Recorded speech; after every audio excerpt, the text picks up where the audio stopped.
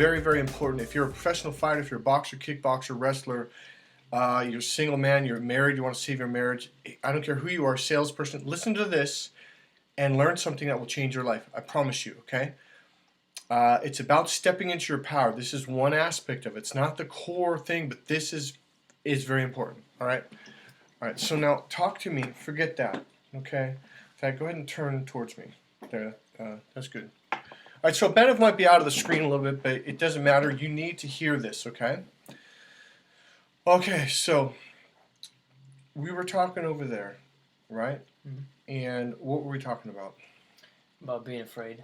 About being afraid. Okay, I'm going to be real blunt. Is it okay if I just bring up going out Friday night? It was Friday night? Yeah. Let's put that back a little bit. Okay, so here's what happened. I've been teaching Benev a lot of things, and it's at a point now to where he's pretty much got to step up his game. And I'm calling him on his shit. His laziness? No, I don't know if that's the right word, though. Whatever. Yeah, it's basically he's not willing to face his fears. So I've been talking to him for about an hour about, like, dude, what's going on? You know, it's like, what is Tony Robbins' #1 thing? Take massive action. Have you been doing that? No. In fact, he's been putting the brakes on, which I'm like, dude, you want to step in your power, but you keep putting the brakes on. What the fuck, bro? And that's what we're talking about. So I'm going to be real specific in a moment here about what happened, all right? So I was saying, well, what was going on that night? You know, and so what happened was we were here about 2 days ago. 3 days ago, I don't want to learn that. And I said, that's what's on my business license, personal development. Was that last night or the night? Or when was that? It was a couple days ago. A couple days ago. Doesn't matter. And he gave me an excuse. Well, I'm not really interested. I'm just reliable. And I go, and then why did you say it? Well, I was afraid. You know, I was afraid. And then another thing just came up about when we went out Friday night. I'm like, dude, why? What happened? You know, because I opened a conversation. It was easy. Two beautiful girls. They're young girls about his age. Opened the conversation. We're laughing, having a good time. And what did you do? I got scared and I backed away. He got scared and he literally backed away. And I was, after a while, I was like, oh, my buddy Benev. I'm like, where the fuck's the Benev? He's over there leaning up against the rail, or technically the wall, we could say. It was a short wall, but you were doing the whole middle school, high school thing, leaning up against the wall. And the teacher's like, okay, it's dance time. And, you know, okay. So here's an interesting thing that happened. And this is what happens. Okay. So Benev, I said, do you think I'm not afraid? I said, and what'd you say? No. He didn't think I was afraid. Every time I approach a girl, in the beginning, I'm afraid. I had a speech professor, teacher, coach in college. She was one of the best in the world. My first year, I was beating people who had 4-year, 5-year scholarships for speech. I didn't even know you could get a scholarship for speech. They were going to the University of Colorado, UCLA, Berkeley, Stanford, Davis, and we're competing against these people. And here we are at a junior college, and I got a bronze, my first competition. And my teacher's like, see, I told you. I'd only taken speech 1. I'd never even taken argument debate class. Now, obviously, she coached me on some things as we led up to this, but I was basically about 4 months into it, or 3 months into it, and I won my first award. She goes, Michael, I told you, you could do this. And then when we did argument debate class, and I was actually learning how to argue and debate. Next thing you know, I started winning competitions, and my teacher's like, see, I told you, it's not that hard. Because she knew what she was doing. So at the end of that semester, second semester, a few of us were from the first semester in speech 1 who carried over into the next one, and we're on the competition team, the debate team. And a girl asked a question. All of this is super important, by the way. Please listen to this. It will change your life. I promise you. You want to step into your power. You want to be more powerful. Follow this. If you follow one video, this is the one, okay? So a girl raised her hand in the back of the class. She goes, well, when does the fear go away? Adjust this a little bit. She goes, when does the fear go away? And the teacher goes, what fear? What are you talking about? She goes, well, I'm still afraid. And I've done like 30 speeches in class, and I've done so many argument debate competitions. I'm still afraid every time, the night before and the hour before the competition. I'm all nervous and stuff. And she goes, I swear to God, I'm about to pass out. And the teacher goes, oh, it never goes away. When I said that, what happened? I was kind of like, so even the masters, like, all even the Bruce Mike Lee. Tysons and the Bruce Yes. Lees and every time they Especially Mike Tyson. Have you ever heard Mike Tyson do interviews? Have you ever heard him talk about what it was like? Now that he's retired, he goes, I was terrified. He goes, you act like you're a badass. He goes, but inside you're fucking scared to death. I never imagined that, man. I just thought once you get to a level like Muhammad Ali or whatever, you're just like, I'm the man. You never feel any fear. The fear never goes. Now, I did boxing and kickboxing. I fought for Jacob Stitstrand. If any one of you are MMA fighters or professional fighters, boxers, you've had him wrap your hands. The guy's the best in the world. And I'm telling you, I started competing and fighting when I started martial arts when I was 4.5 years old. Started competing in boxing when I was 8 years old. Actually, I think my first fight was when I was 9 years old. Started practicing at 8. I raced BMX when I was 4.5 years old till I was after high school. Football, wrestling, kickboxing, Muay Thai, everything. In college, I wrestled. It never goes away. The difference between those who do and those who don't, there's those like, well, I'm afraid. You don't think the guy that's competing in a wrestling match isn't afraid? He's terrified. But what about the guys? Well, okay, me and this guy, there were the other captain of the wrestling team in high school. Before a match, we were seniors. We were ranked number 1 in this tournament to win the whole thing at our respective weight classes. Before it, he's like, Mike. And we ran to the back, and I'm like, what? And he's puking in this thing. And I mean, he was puking.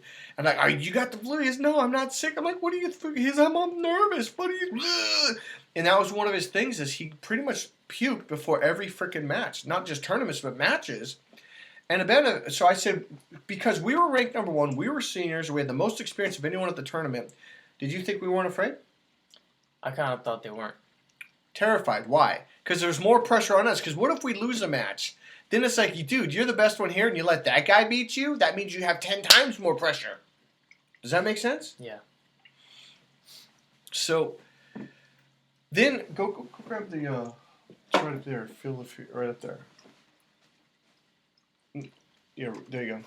All right, now I'm going to show you something. Now, you really don't need to read the book or buy the tape or, I guess, DVD now, but you can if you want. In fact, I'm going to get, her name is Susan Jeffers, PhD. She wrote a very popular book and a audio tape. It's called Feel the Fear and Do It Anyways. Here's all it's saying, and it will repeat it again. It's literally saying feel the fear and do it anyways. Feel the fear and do it anyways. In 100 different ways. This is what I'm telling you. So I then said after the whole boxing, kickboxing, how afraid I was before every freaking match. Why? Have you ever watched a UFC fight? Yeah. Have you ever seen them like when they're wrapping their hands and they're warming up? You know, you don't notice how they're just like this? You don't think they're afraid?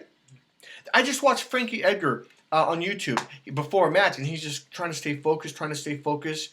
You don't think he was afraid? Terrified. Frankie Edgar, please respond. Please give this guy a call. Muhammad Ali, Mike Tyson, can you please talk to this guy and tell them how afraid you were even when you were the world champion? You don't think getting punched in the face is scary? It never goes away. Why do you think people join the military? Because they're not afraid of it? No, because they want to face their fears. Because you grow from that. So, Abhinav said one more thing that's key to everything about that I'm saying right now. He basically said, I said, I go, so when we went out to class Friday night, you didn't think I was afraid? I didn't think he was. Sorry. And I said, I was terrified. But there is a difference. I know something that he didn't know. I know that once I get the conversation going, the fear goes away. Same thing in kickboxing matches. Kickboxing matches are much more dangerous than boxing matches. Now, don't get me wrong. When you get punched in the face by a professional fighter, it fucking hurts. I get that. I've been punched. All right? But in kickboxing, you're getting elbowed and kneed and kicked in the face with a shin bone or a fucking heel. Would you say that's more scary? Yeah. From a professionally trained fighter? Yep. All right. So here's my point. The night before was the scariest time. A lot of fighters will tell you, I didn't get any sleep last night. So after weigh-ins, they try to get an hour or 2 hours. Some fighters will sleep during the day. A lot of fighters can't fucking sleep the night before. People who give speeches, people who give presentations, you're just like nervous. It's not just competitions. So here's one thing I told Abhinav. I go, I couldn't wait for that first bell. I couldn't wait till the first round was almost over or in the middle of it. Because after that first round, you're loose, man. Okay, I'm ready to go, coach. I remember Jacob Stitstrand was saying to me, how do you feel after the first round? He goes, you're all right? I'm like, yeah, I'm in it now, bro. I'm in it now. Because before you're kind of tight and nervous, you don't know what's going to happen. But once you get into the fight, the fear goes away. What did you say at that point when I said once you go into it, watch this. Once you go into it, what happens? Fear goes away. All right. So when I said that, what was your thoughts? Was it like how? Like how does that work? No, you said how do you do that? Yeah. So here's how you do it. You step into it. One thing I've noticed, and I said to Bennett, in all the football games, the national titles, national championships, the state championship fights, the section championship competitions, it's once you get into the battle. I found the most peace, the most clarity when I was actually in combat, when I was actually in the fray of all the chaos. There's a band named Rush that named a video, and they had a video. It was called The Calm Beneath the Storm. And there was a storm above the ocean, but they had like this image where you could see underneath and above, but underneath the water was nice and calm. And that's what I teach you to do, to be the calm beneath the storm. One of the ways you do that is by stepping into it, and that kind of confuses you. Like, what do you mean? That's the scary part, right? Yeah, I didn't get that. And then, here's what happened. This is, okay, I hope you followed along. This is important. We're almost there. So then I said, okay, so when we went out to the cable car bar in San Francisco, what did you do? I stepped away from the girls. So I approached these girls, blonde, blue, blah, blah, blah, from the Midwest, blah, blah, blah. And were we having a good time? Yeah. All right. Did it seem natural and flowy? Yeah. All right. And I'm like, hey, me and my buddy Benef, I'm like, the fuck is this guy? And he's way over there, leaning up like he's in high school still, leaning up against the rail, leaning up against the wall. And I go, hey, Benef, I literally had to put my hand around him, grabbed his forearm, but come on. Practically kicking and screaming, huh? Pretty much, yeah. All right. Now, here's the deal. So I said, well, let me ask you a question. Why did you pull away from the group? Why did you lean up against the wall or that thing? So I wouldn't be uncomfortable and scared. So you went there because you were afraid, weren't you? And you thought that was going to make you feel what? Comfortable? Yeah. And safe, right? How did you feel? Even more afraid and scared and more uncomfortable. Speak a little louder. I felt even worse. It's like I was doing it to feel like calmer, but it just made it worse. All right. Speak a little louder. I'm sure they're picking up, but you need to start. All right. So okay, let's start over. So why did you pull away from the group? Your intention was to feel safer and more calm, huh? Yeah. But what happened? Felt even more scared and jittery. Yeah, so I remember looking at like, that dude's terrified. He's like, and here's the thing. He actually joined another dude that was doing the same thing. So you got two dudes that are like, oh, fuck, and they're vibrating off each other's fear going, oh, fuck.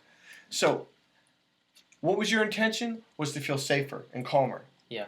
But in reality, what happened? I got even more scared. Right. Here's why. Whenever you step into the fire, that's why I keep doing this, that's where the safe place is. Once I stepped into the fire, once I approached the girls, once I opened the conversation, did I seem relaxed? Were you kind of sitting there going, God, he's so natural? Talk. It was like all right. So the first thing when I pulled away, it was just to get a more relaxed feel, because when I went in there I was pretty nervous. Right. And Mike goes over to the girls and he starts talking to them and he's like, hey dude, come on over. And I'm going there, but it's like I'm afraid, and I'm just like, no, dude, I'm just gonna stay over here. And then that just made me even more afraid, because now he was part of the conversation and I wasn't. Right. So now you're more afraid. And what I told the benefit, I gave him all these examples how the teacher in speech class flat out said, she goes, oh, you're never afraid of it. But once you start this speech, once you start the kickboxing match, I am telling you, I've competed for years in sports. Once you get started, the fear goes away. And next, especially after the first round, you're just, I'm ready to go. Tell me what to do, coach. I'm ready, It doesn't matter. It's the same thing with picking up on girls. It's the same thing with doing sales. Once it gets started, you're good to go, right? So I'm going to give you an analogy. If you know anything about hurricanes, if you know anything about tornadoes, where is the peace? Where is the calm? Eye of the storm. The eye of the storm, the eye of the needle, or whatever you want to say, in the middle. The chaos is out here, where everything's spinning around. Now, if you actually study in science class like we did in high school, inside, and in fact, here's how I know for a fact. I used to live in Wisconsin, and I've been through more than a few tornadoes. Whenever the tornado passes you and you're in the center, all of a sudden it's calm. It's the most amazing thing. The winds were blowing 100 miles an hour or whatever, 85 miles, I don't know. It depends on how big the tornado. And all of a sudden, it goes over. You're like, oh, it's gone. And my mom goes, no, it's not gone. Stay in the basement. It's not gone. We're in the middle of it right now. So where's the safe place? Right in the middle of it all. You want to go right into the storm. You want to go right in the middle because that's where you're calm, and that is where you're safe. And that applies to anything in life. Whether you want to do kickboxing, boxing, compete in sports, compete in chess, start a business, whatever. It's when you're out there at nighttime thinking, oh, can I do it? Can I do it? You might as well get off of your bed and go to the computer and start doing something. Because now you're in the middle of it and now you're calm. Does this make any sense? Yeah. Go ahead. Well, honestly, I never would have thought of that. I never would have thought of that. It's like normally people run away from the fear to run away from the fear. But normally when people are like in movies and the bad guys coming, who ends up getting killed? The bad guy. Well, no, usually the people running away. You ever notice that? Yeah. It's the people that are willing to stand that usually survive. At least a lot more. So go ahead. Well, I mean, I don't think I would have ever figured that out in a long, long fucking time. You probably never would have figured out because one of Abenev's things is he's never really done anything. He was on the football team, but was he a starter? Did he bench press from 9th grade on till by the time he was a senior, he was fucking the offensive, running back or defensive back, No, he just kind of joined the team. So he never really stepped into the fear. Even if you played, were you like playing full blast, willing to give it all you got and just find out whether you failed or not? No, you just thought, well, I'm going to hold back. And a lot of people will do that. You will fucking hold back. Excuse my language, but you will hold back in sports, and therefore you've got an excuse. Well, coach, I kind of held back. And like, what the fuck did you hold back? Well, because then if you failed, then you'd be like, oh, I suck. No, that's the most cowardly thing to do. It's when you give it everything you've got. Even if you win or fail, you still feel good about yourself. Like, okay, did you feel good about yourself that night when you leaned away? No. And I even brought him in, but you pulled away again, huh? Yeah. And after the third time, I was like, he doesn't want to do it. I'm not going to force him.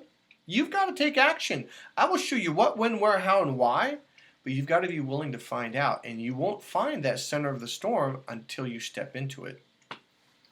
So go ahead. So how did you feel when you stepped away? Just made the whole situation worse. Felt shitty? Yeah. You don't want to talk about it? Or? No, it's just that what we just talked about right now. This new understanding shifted everything, didn't it? Yeah, it's such a weird concept. Like, we literally are, I'm going to put myself on blast. I have literally spent my life running away from my problems. So the teaching that you just told me about, stepping into it, it was just like, what? Right. That's why I call it stepping into your power. Now, this is not really the core technique of stepping into your power, but this is one of the things that helps you step into your power. But there's actually a much more powerful thing I teach in person. We talked about in the last couple of videos. But go ahead with this, what we learned today, about stepping into the middle of the storm and how it's peaceful there.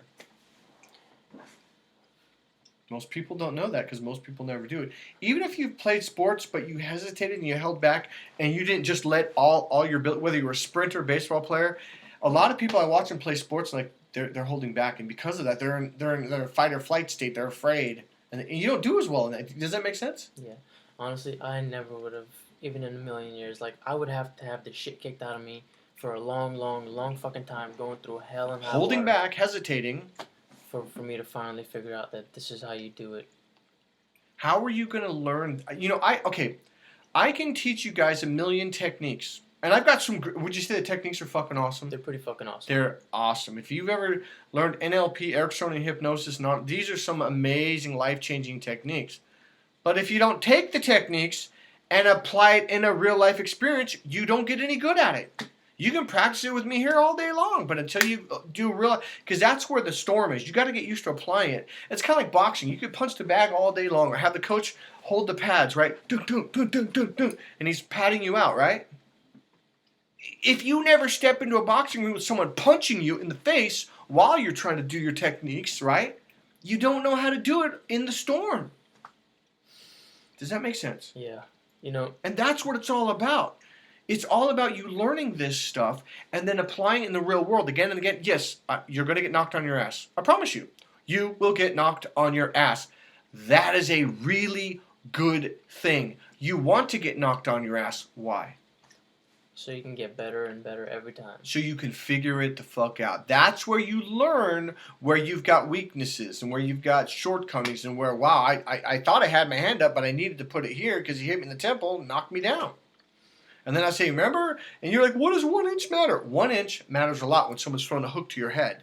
You can either catch it here or you can catch it upside your freaking head. Go ahead. Let's stop this video. It's gone too long. I'm going to start another video, and we're going to continue this. This is very important. This is Mike Colleen at MikeColleen.com. I'll see you soon. Be right back.